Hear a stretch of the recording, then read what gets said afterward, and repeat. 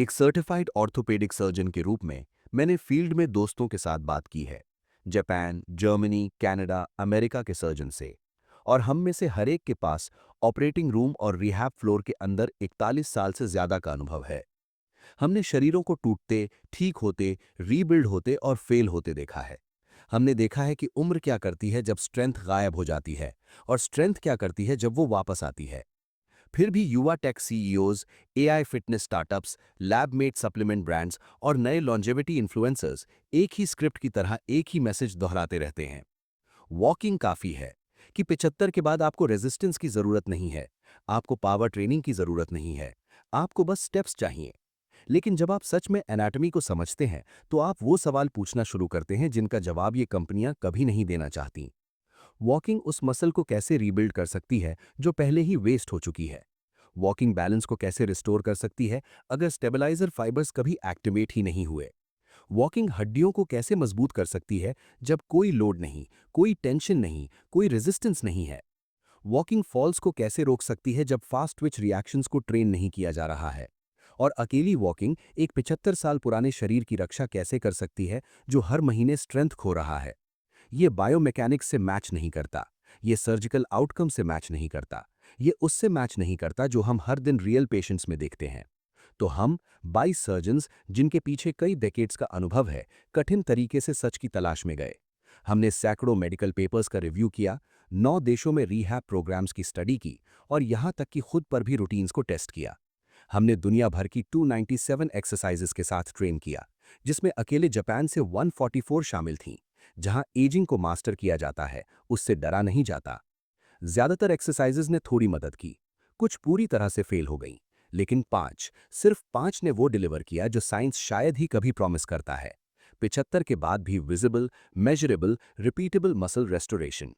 इसलिए इस वीडियो में हम उन 5 एक्सरसाइजेस को रिवील करेंगे जो 75 से ऊपर के हर सीनियर को सिर्फ वॉकिंग पर निर्भर रहने के बजाय करनी चाहिए। और अंत तक बने रहें, क्योंकि नंबर 2 खोई हुई मसल को ऑर्थोपीडिक प्रैक्टिस के 41 वर्षों में हमारे द्वारा टेस्ट किए गए किसी भी रूटीन से ज्यादा तेजी से रीबिल्ड कर सकता है। फुल रिसर्च रेफरेंसेस उन लोगों के लिए डिस्क्रिप्शन में शामिल हैं जो थ्योरी से ज्यादा एविडेंस को पसंद करते हैं। इससे पहले कि हम डाइव इन करें, आपके लिए एक क्विक क्वेश्चन है। आपकी उम्र क्या है? अपना जवाब शेयर करें। हम हर कमेंट को पढ़ रहे हैं और पर्सनली रिप्लाई कर रहे हैं। अब नंबर 5 के साथ शुरू करते हैं। एक मूवमेंट जिसे शायद ही कोई सीनियर प्रैक्टिस करता है, लेकिन जो तुरंत उस स्ट्रेंथ को जगा सकता है जहां वॉकिंग कभी नहीं पहुंच सकती। Number 5, heel to toe walking. हमारी लिस्ट में नंबर 5 पर आ रहा है कुछ जिसे हील टू टो वॉकिंग कहा जाता है। और हालांकि ये सिंपल लग सकता है, इसके काम करने के पीछे का साइंस बिल्कुल फैसिनेटिंग है। इस एक्सरसाइज को क्लिनिकल सेटिंग्स में कभी-कभी टैंडम वॉकिंग कहा जाता है और ये विशेष रूप से उसे टारगेट करता है जो 75 की उम्र के बाद तेजी से डिक्लाइन होना शुरू हो जाता है। आपका प्रोप्रियोसेप्शन। प्रोप्रियोसेप्शन असल में आपके शरीर की ये जानने की क्षमता है कि वो बिना देखे स्पेस में कहाँ है। यही कारण है कि आप आंखें बंद करके अपनी नाक को छू सकते हैं या पूरे समय अपने पैरों को घूरे बिना सीढ़ियों से नीचे उतर सकते हैं। 75 के बाद प्रोप्रियोसेप्शन के लिए जिम्मेदार नर्व एंडिंग्स आपके ब्रेन को कमजोर सिग्नल्स भेजना शुरू कर देती हैं। यूनिवर्सिटी ऑफ पिट्सबर्ग की एक स्टडी ने पाया कि 65 और 80 की उम्र के बीच प्रोप्रियोसेप्टिव एक्यूरेसी लगभग 25% कम हो जाती है। इसका मतलब है कि आपके ब्रेन को कम रिलायबल इंफॉर्मेशन मिल रही है कि आपके पैर कहाँ हैं और वे किस सरफेस पर खड़े हैं। हील टू टो वॉकिंग आपके ब्रेन और शरीर को अधिक सटीकता से कम्युनिकेट करने के लिए मजबूर करती है, क्योंकि आप असल में एक टाइट रोप पर चल रहे हैं। आप एक पैर को सीधे दूसरे के सामने रखते हैं ताकि आपके सामने वाले पैर की हील आपके पिछले पैर के टोस को हर स्टेप के साथ छुए। सपोर्ट का ये नैरो बेस आपके नर्वस सिस्टम को बैलेंस्ड रखने के लिए ज्यादा काम करवाता है। इस एक्सरसाइज से मैक्सिमम बेनिफिट पाने का तरीका ये है कि किसी दीवार या काउंटर टॉप के पास शुरू करें, ताकि अगर आपको जरूरत हो तो आपके पास पकड़ने के लिए कुछ हो। अपने कंधों को पीछे करके सीधे खड़े हो और फोकस करने के लिए अपने से लगभग 15 फीट आगे एक स्पॉट चुनें। फिर आगे चलना शुरू करें उस हील टू टो पैटर्न में, हर पैर को सीधे दूसरे के सामने रखते हुए। इसमें अपना समय लें। गोल स्पीड नहीं है, बल्कि प्रिसिजन और कंट्रोल है। लगातार लगभग 20 स्टेप्स का एम रखें और इसे दिन में 2 बार करने की कोशिश करें। Archives of physical medicine and rehabilitation में एक स्टडी ने पाया कि जिन सीनियर्स ने सिर्फ 8 हफ्तों तक हील टू टो वॉकिंग की प्रैक्टिस की, उन्होंने अपने डायनामिक बैलेंस स्कोर्स में 19% सुधार किया। डायनामिक बैलेंस वो तरह है जिसकी आपको ज़रूरत है जब आप असल में दुनिया में मूव कर रहे होते हैं, ना कि सिर्फ एक जगह खड़े होते हैं। रिसर्चर्स ने यह भी नोट किया कि पार्टिसिपेंट्स ने भीड़-भाड़ वाली जगहों पर और असमान सर्फेसेस पर चलने में अधिक कॉन्फिडेंट महसूस करने की रिपोर्ट की। जैसे-जैसे आप इस एक्सरसाइज के साथ अधिक कंफर्टेबल होते जाते हैं, आप चलते समय अपने सिर को साइड टू साइड घुमाकर या एक बार में कुछ स्टेप्स के लिए अपनी आंखें बंद करके इसे और चैलेंजिंग बना सकते हैं। ये प्रोग्रेशंस रियल वर्ल्ड सिचुएशंस की नकल करते हैं, जहां आप डिस्ट्रैक्टेड हो सकते हैं या जहां लाइटिंग खराब है। ऑर्थोपेडिक सर्जन्स इस एक्सरसाइज को एक फाउंडेशन के रूप में रेकमेंड करते हैं, क्योंकि ये आपके पैरों और आपके ब्रेन के बीच कनेक्शन को फिर से रीट्रेन करती है, कुछ ऐसा जो रेगुलर वॉकिंग फ्लैट सर्फेसेस पर बस नहीं करती है। अब आइए एक ऐसी एक्सरसाइज पर चलते हैं जो 75 के बाद डेवलप होने वाली बिल्कुल अलग समस्या को टारगेट करती है। इससे पहले कि हम जारी रखें, अगर आप अब तक वीडियो एंजॉय कर रहे हैं तो उस लाइक बटन को हिट करें ताकि और अधिक सीनियर्स इसे देख सकें, और सब्सक्राइब करें। हमारे पास हर दिन और अधिक powerful senior health tips videos आ रहे हैं और आप अगला वीडियो मिस नहीं करना चाहेंगे। Number 4, chair squats. हमारी लिस्ट में नंबर 4 पर चेयर स्क्वाट है, और ये एक्सरसाइज सबसे बड़े प्रेडिक्टर्स में से एक को एड्रेस करती है कि क्या कोई अपनी इंडिपेंडेंस बनाए रखेगा जैसे जैसे उनकी उम्र बढ़ती जाएगी। अपने हाथों का उपयोग किए बिना बैठी हुई पोजीशन से उठने की क्षमता। ये बेसिक लगता है, लेकिन रिसर्च दिखाती है कि ये ऐसा बिल्कुल नहीं है।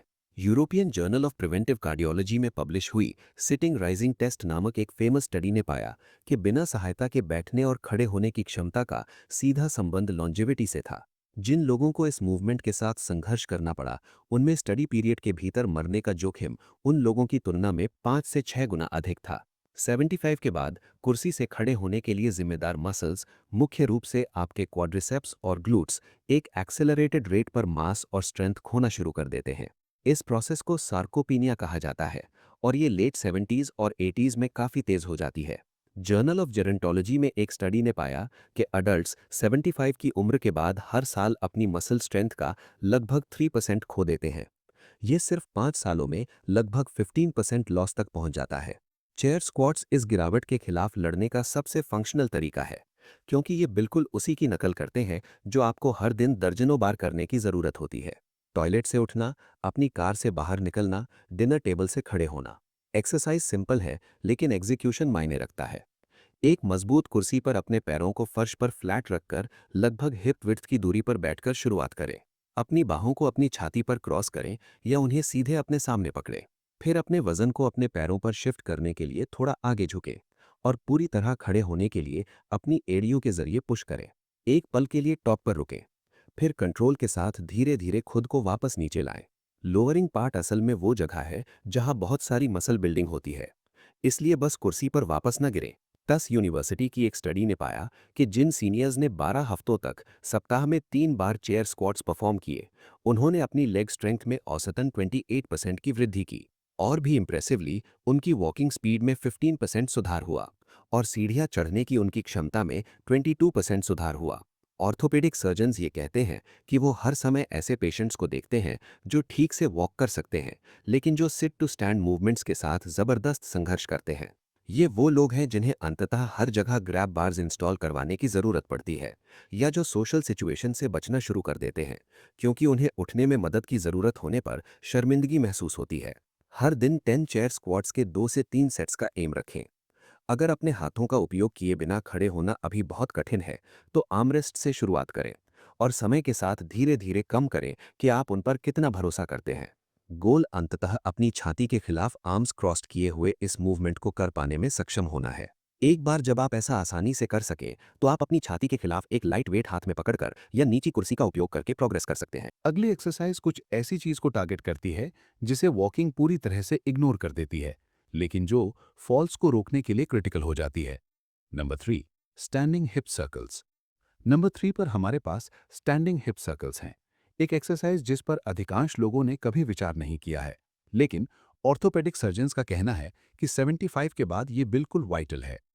ये मूवमेंट आपके हिप मोबिलिटी और उन छोटे स्टेबलाइजर मसल्स की स्ट्रेंथ को टारगेट करता है जो आपके हिप जॉइंट को घेरे रहते हैं। ये मसल्स और हिप जॉइंट की फ्लेक्सिबिलिटी ही वो है जो आपको ठोकर लगने या फिसलने पर रिकवर करने की अनुमति देती है। जब आप अपना बैलेंस खो देते हैं तो आपका शरीर सहज रूप से खुद को पकड़ने के लिए साइड में कदम रखने या अपने पैर को रोटेट करने की कोशिश करता है। अगर आपके हिप्स स्टिफ हैं और स्टेबलाइजर मसल्स कमजोर हैं तो आपका शरीर बस इन इमरजेंसी करेक्शंस को तेजी से नहीं कर सकता। जर्नल ऑफ बायोमैकेनिक्स में पब्लिश हुई एक स्टडी ने पाया कि 65 और 80 की उम्र के बीच हिप मोबिलिटी में औसतन 20% की कमी आई और ये कमी सीधे इंक्रीज्ड फॉल रिस्क से जुड़ी थी। यूनिवर्सिटी ऑफ मैरीलैंड की एक और स्टडी ने पाया कि हिप एब्डक्टर मसल्स में कमजोरी, वो जो आपके पैर को साइड में मूव करती हैं, 70 से अधिक उम्र के अडल्ट्स में फॉल्स का सबसे बड़ा सिंगल प्रिडिक्टर थी। लेग स्ट्रेंथ या बैलेंस टेस्ट स्कोर से भी ज्यादा मजबूत। स्टैंडिंग हिप सर्कल्स इन दोनों मुद्दों को एक साथ एड्रेस करते हैं। आप हिप को उसकी फुल रेंज ऑफ मोशन के माध्यम से मूव कर रहे हैं, जबकि उन स्टेबलाइजर मसल्स को फायर करने के लिए मजबूर कर रहे हैं ताकि आप एक पैर पर बैलेंस्ड रहें। इस एक्सरसाइज को ठीक से परफॉर्म करने के लिए एक दीवार या मजबूत कुर्सी के पास खड़े हों और बैलेंस के लिए एक हाथ से इसे हल्के से छुएं। अपने बाहरी पैर को उठाएं ताकि आपका घुटना आपकी छाती की ओर ऊपर आए। फिर धीरे धीरे उस घुटने को साइड में ले जाएं, फिर अपने पीछे और फिर वापस स्टार्टिंग पोजीशन पर। आप असल में अपने खड़े पैर को स्टेबल रखते हुए अपने घुटने के साथ एक बड़ा सर्कल बना रहे हैं। एक दिशा में 5 सर्कल्स करें और फिर दूसरी दिशा में 5 सर्कल्स करें, फिर पैर बदलें और रिपीट करें। की ये है कि सर्कल्स को उतना बड़ा बनाएं जितना आपकी मोबिलिटी अलाउ करती है और कंट्रोल के साथ धीरे धीरे मूव करें। इसमें जल्दबाजी करना इसके पर्पस को खत्म कर देता है। एज एंड एजिंग में पब्लिश हुए एक क्लिनिकल ट्रायल ने पाया कि जिन सीनियर्स ने दिन में 10 मिनट के लिए स्टैंडिंग हिप सर्कल्स जैसी हिप मोबिलिटी एक्सरसाइजेस की, उन्होंने 3 मंथ्स में अपनी लैटरल स्टेबिलिटी में 31% सुधार किया। लैटरल स्टेबिलिटी आपकी सीधा रहने की क्षमता है जब आपको साइड में धक्का दिया जाता है या खींचा जाता है। ऑर्थोपेडिक सर्जन्स बताते हैं कि 75 के बाद हिप जॉइंट अक्सर चेन में सबसे कमजोर कड़ी बन जाता है। लोग अपने घुटनों या अपनी पीठ पर फोकस करते हैं, लेकिन हिप्स वे हैं जो आपको सभी दिशाओं में मूव करने और कुछ अप्रत्याशित होने पर जल्दी से एडजस्ट करने की अनुमति देते हैं। वॉकिंग केवल आपके हिप्स को आगे और पीछे एक बहुत ही लिमिटेड रेंज में मूव करती है। ये जॉइंट की फुल मोबिलिटी को मेंटेन करने या उन क्रिटिकल स्टेबलाइजर मसल्स को मजबूत करने के लिए कुछ नहीं करती। अपने हिप सर्कल्स सुबह सबसे पहले करें जब आपकी जॉइंट सबसे ज्यादा स्टिफ हो सकते हैं और सोने से पहले फिर से करें। आपके हिप्स आपका धन्यवाद देंगे। और सबसे महत्वपूर्ण बात यह है कि आपके हिप्स आपको एक विनाशकारी फॉल से बचा सकते हैं।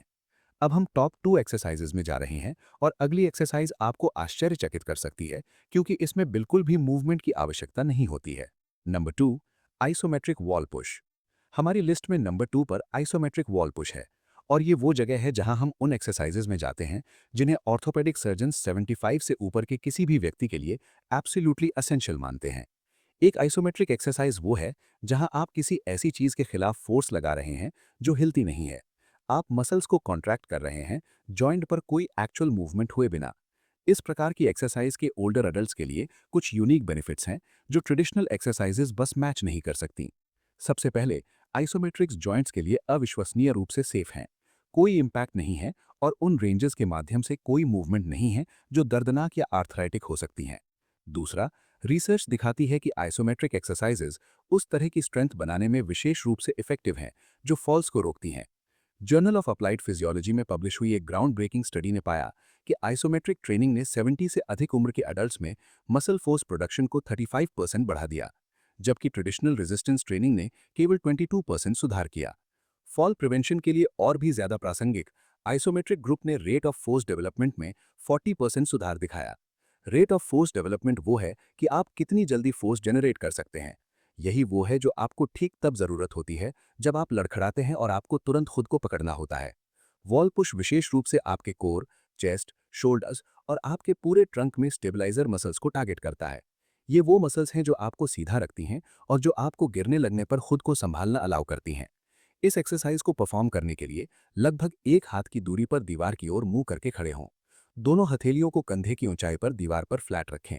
अब दीवार में पुश करें जितना जोर से आप कर सकते हैं, जबकि अपने शरीर को अपने सिर से अपनी एड़ियों तक एक सीधी लाइन में रखें। आपको अपना कोर एंगेज महसूस होगा, आपकी चेस्ट और शोल्डर्स काम कर रहे हैं और यहां तक कि आपके पैर आपको जमीन पर एंकर करने के लिए एक्टिवेट हो रहे हैं। इस पुश को नॉर्मली सांस लेते हुए 10 से 15 सेकंड्स के लिए होल्ड करें। एक पल के लिए रेस्ट करें और फिर 3 से 5 बार रिपीट करें। इस एक्सरसाइज की खूबसूरती ये है कि आप इंटेंसिटी को तुरंत एडजस्ट कर सकते हैं और चैलेंज के लिए जोर से पुश करें या अगर आप अभी शुरू कर रहे हैं तो आसानी से। मैकमास्टर यूनिवर्सिटी की एक स्टडी ने पाया कि सप्ताह में सिर्फ 12 मिनट के लिए की गई आइसोमेट्रिक एक्सरसाइजेज ने 65 से अधिक उम्र के अडल्ट्स में ब्लड प्रेशर, बोन डेंसिटी और मसल स्ट्रेंथ में सिग्निफिकेंट इंप्रूवमेंट्स पैदा किए। पार्टिसिपेंट्स ने डेली एक्टिविटीज के दौरान बेहतर स्टेबिलिटी और अपनी फिजिकल एबिलिटीज में बेहतर कॉन्फिडेंस की भी रिपोर्ट की। ऑर्थोपेडिक सर्जन्स इस बात पर जोर देते हैं कि ये एक्सरसाइज आपके हाथों से लेकर आपकी बाहों, कंधों, कोर और नीचे आपके पैरों तक मसल्स की पूरी चेन पर काम करती है। ये इन सभी मसल्स को एक कोऑर्डिनेटेड तरीके से एक साथ फायर करना सिखाती है, जो ठीक वही होता है जब आपको खुद को पकड़ने या सपोर्ट के लिए किसी चीज के खिलाफ ब्रेस करने की आवश्यकता होती है। आप इस एक्सरसाइज को काउंटर टॉप में पुश करके या डेस्क के खिलाफ कुर्सी पर बैठकर भी परफॉर्म कर सकते हैं। महत्वपूर्ण बात यह है कि आप उन 10 से 15 सेकंड होल्ड्स के लिए किसी अचल चीज के खिलाफ मैक्सिमम एफर्ट के साथ पुश कर रहे हैं। और अब हम नंबर 1 एक्सरसाइज पर पहुंच गए हैं, वो जो रिसर्च दिखाती है कि 75 के बाद फॉल्स को रोकने और इंडिपेंडेंस बनाए रखने के लिए किसी भी अन्य से अधिक महत्वपूर्ण है। Number 1, single leg stands. 75 से ऊपर के किसी भी व्यक्ति के लिए सबसे महत्वपूर्ण एक्सरसाइज सिंगल लेग स्टैंड्स है, और इस सिंपल मूवमेंट के पीछे की रिसर्च बिल्कुल रिमार्केबल है। ऑर्थोपेडिक सर्जन्स जब सीनियर फिटनेस में सबसे ज्यादा अंडर यूटिलाइज्ड एक्सरसाइज के बारे में बात करते हैं तो वे इसी का जिक्र कर रहे होते हैं। एक पैर पर खड़ा होना महत्वपूर्ण होने के लिए बहुत बेसिक लग सकता है, लेकिन साइंस एक बिल्कुल अलग कहानी बताती है। British journal of sports medicine में पब्लिश हुई एक मेजर स्टडी ने 10 वर्षों तक 70 और उससे अधिक उम्र के 1500 से अधिक एडल्ट्स को फॉलो किया। रिसर्चर्स ने स्टडी की शुरुआत में पार्टिसिपेंट्स की 10 सेकंड्स के लिए एक पैर पर खड़े होने की क्षमता का टेस्ट किया। जो लोग इस सिंपल टेस्ट को पूरा नहीं कर सके, उनमें स्टडी पीरियड के दौरान किसी भी कारण से मृत्यु का 18% अधिक जोखिम था। लेकिन हमारे टॉपिक के लिए और भी अधिक प्रासंगिक, एक पैर पर खड़े होने में असमर्थता एक सीरियस फॉल का अनुभव करने के 3 गुना जोखिम से जुड़ी थी। जर्मनी की एक और स्टडी ने पाया कि अकेले सिंगल लेग स्टैंड्स ट्रेनिंग ने 75 से अधिक उम्र के अडल्ट्स में फॉल रिस्क को 43% कम कर दिया। एक एक्सरसाइज से 43% कमी। कोई अन्य सिंगल इंटरवेंशन इस रिजल्ट को मैच करने के करीब नहीं आया। सिंगल लेग स्टैंड्स के इतना इफेक्टिव होने का कारण यह है कि यह सब कुछ इंटीग्रेट करता है: balance, proprioception, hip stability, core activation और एंकल स्ट्रेंथ। सभी को एक साथ काम करना पड़ता है जब आप एक पैर पर खड़े होते हैं। यह भी ठीक वही है जो वॉकिंग के दौरान होता है। ज्यादातर लोगों को यह एहसास नहीं होता है कि वॉकिंग असल में सिंगल लेग स्टैंसेस की एक सीरीज है। हर बार जब आप एक कदम उठाते हैं तो आप संक्षेप में एक पैर पर बैलेंस बना रहे होते हैं, जबकि दूसरा आगे झूलता है। आप व्यक्तिगत रूप से प्रत्येक पैर पर जितने मजबूत और अधिक स्टेबल होंगे, आपकी वॉकिंग उतनी ही सुरक्षित हो जाएगी। सिंगल लेग स्टैंड्स को ठीक से परफॉर्म करने के लिए एक दीवार या मजबूत कुर्सी के पास खड़े हों। एक पैर को जमीन से सिर्फ 1 या 2 इंच ऊपर उठाएं। आपको इसे ऊंचा उठाने की जरूरत नहीं है। अपने खड़े हिप, नी और एंकल को बिना अपना वजन अत्यधिक शिफ्ट किए स्टेबल रखने पर फोकस करें। इस पोजीशन को प्रत्येक पैर पर 30 सेकंड्स तक होल्ड करने का प्रयास करें। यदि वो बहुत कठिन है तो जो कुछ भी आप मैनेज कर सकते हैं उससे शुरू करें और धीरे धीरे बढ़ाएं। इस एक्सरसाइज को दिन में कम से कम 3 बार करें। ऑर्थोपेडिक सर्जन्स कहते हैं कि आइडियल समय तब है जब आप सुबह और रात अपने दांत ब्रश कर रहे हों और अपनी कॉफी के ब्रू होने या अपने भोजन के गर्म होने का इंतजार कर रहे हों। इसे एग्जिस्टिंग रूटीन्स में शामिल करना ये बहुत अधिक संभावित बनाता है कि आप वास्तव में इसे लगातार करेंगे। यूनिवर्सिटी ऑफ नॉर्थ कैरोलिना की एक स्टडी ने पाया कि सिर्फ 4 सप्ताह के डेली प्रैक्टिस के बाद सिंगल लेग स्टैंड्स एबिलिटी में औसतन 27% सुधार हुआ। पार्टिसिपेंट्स ने बेहतर वॉकिंग स्पीड और स्टैंडिंग बैलेंस टेस्ट्स के दौरान कम स्वे यानी डगमगाहट भी दिखाई। समय के साथ इस एक्सरसाइज को प्रोग्रेस करने के लिए एक पैर पर खड़े होकर अपनी आंखें बंद करने की कोशिश करें। अपने सिर को साइड टू साइड घुमाएं या मुड़े हुए तौलिए जैसी थोड़ी अनस्टेबल सरफेस पर खड़े हों। इनमें से प्रत्येक प्रोग्रेशन आपके बैलेंस सिस्टम को नए तरीकों से चैलेंज करता है और उन न्यूरल पाथवेज को बनाना जारी रखता है जो आपको सुरक्षित रखते हैं। ऑर्थोपेडिक सर्जन्स एक महत्वपूर्ण बात बताते हैं कि वॉकिंग इस एक्सरसाइज की जगह क्यों नहीं ले सकती। वॉकिंग के दौरान दूसरे पैर के नीचे छूने से पहले आप केवल 1 सेकंड के अंश के लिए एक पैर पर होते हैं। ये ब्रीफ ड्यूरेशन आपकी सिंगल लेग स्टेबिलिटी को चैलेंज देने और मजबूत करने के लिए पर्याप्त नहीं है। 30 सेकेंड्स या उससे अधिक समय तक एक पैर पर खड़े होकर आप अपने नर्वस सिस्टम को सभी स्टेबलाइजर मसल्स को पूरी तरह से एंगेज करने और उस एंड्योरेंस को बनाने का समय दे रहे हैं जिसकी उन मसल्स को पूरे दिन आपकी रक्षा करने की आवश्यकता होती है। उन्होंने ऐसे पेशेंट्स को देखा है जो मीलों तक वॉक कर सकते थे लेकिन जो 5 सेकंड से अधिक समय तक एक पैर पर खड़े नहीं हो सकते थे। ये वे पेशेंट्स हैं जो गिरते हैं और ऊंची शेल्फ पर किसी चीज के लिए पहुंचने या दहलीज के ऊपर कदम रखते समय हिप तोड़ लेते हैं। उनकी वॉकिंग फिटनेस उस बैलेंस और स्टेबिलिटी में ट्रांसलेट नहीं हुई जिसकी उन्हें वास्तव में आवश्यकता थी। Single leg stands number 1 exercise है क्योंकि ये उस गैप को भरता है जो वॉकिंग पीछे छोड़ जाती है। तो ये रहा 5 एक्सरसाइजेज जो ऑर्थोपेडिक सर्जन्स कहते हैं कि 75 से ऊपर के किसी भी व्यक्ति के लिए एसेंशियल हैं, जो इंडिपेंडेंट रहना चाहता है और उन विनाशकारी फॉल से बचना चाहता है जो इतने सारे सीनियर्स को एक डाउनवर्ड स्पाइरल में भेज देते हैं। वॉकिंग शानदार है और आपको इसे बिल्कुल करते रहना चाहिए, लेकिन जैसा कि रिसर्च साफ दिखाती है, अकेले वॉकिंग आपकी फिजिकल फिटनेस में क्रिटिकल गैप्स छोड़ देती है। आपका प्रोप्रियोसेप्शन, बैठी हुई पोजीशन से खड़े होने की आपकी क्षमता, आपकी हिप मोबिलिटी, आपकी ट्रंक स्ट्रेंथ और आपकी सिंगल लेग स्टेबिलिटी, सभी को स्पेसिफिक अटेंशन की आवश्यकता होती है जो वॉकिंग बस प्रदान नहीं करती है। अच्छी खबर यह है कि ये 5 एक्सरसाइजेज एक साथ प्रतिदिन 15 मिनट से भी कम समय लेती हैं। आपको जिम मेंबरशिप या किसी इक्विपमेंट की आवश्यकता नहीं है। शुरू करने के लिए आपको ग्रेट शेप में होने की आवश्यकता नहीं है। इन मूवमेंट्स में से हर एक को मॉडिफाई किया जा सकता है ताकि आप अभी जहां भी हैं उससे मैच कर सकें। जो भी एक्सरसाइज सबसे मैनेजेबल लगती है उससे शुरू करें और समय के साथ दूसरों को जोड़ें। ऑर्थोपेडिक सर्जन्स कहते हैं कि सिर्फ number 1 exercise single leg stands दिन में 3 बार करना भी आपको अपनी उम्र के अधिकांश लोगों से आगे कर देगा। आपका फ्यूचर सेल्फ आज इन मूवमेंट्स में इन्वेस्ट किए गए हर सेकंड के लिए आपको धन्यवाद देगा। अपने शरीर का ख्याल रखें क्योंकि ये एकमात्र है जो आपके पास है। अब हम आपसे सुनना चाहते हैं, आज आप इन 5 एक्सरसाइजेज में से किसके साथ शुरुआत करने जा रहे हैं? और जब एक्टिव रहने और अपना बैलेंस बनाए रखने की बात आती है तो आपका सबसे बड़ा स्ट्रगल क्या रहा है जैसे जैसे आप बड़े हुए हैं? नीचे कमेंट्स में अपने अनुभव और राय हमारे साथ शेयर करें। हम उन्हें सुनना पसंद करेंगे। देखने के लिए धन्यवाद।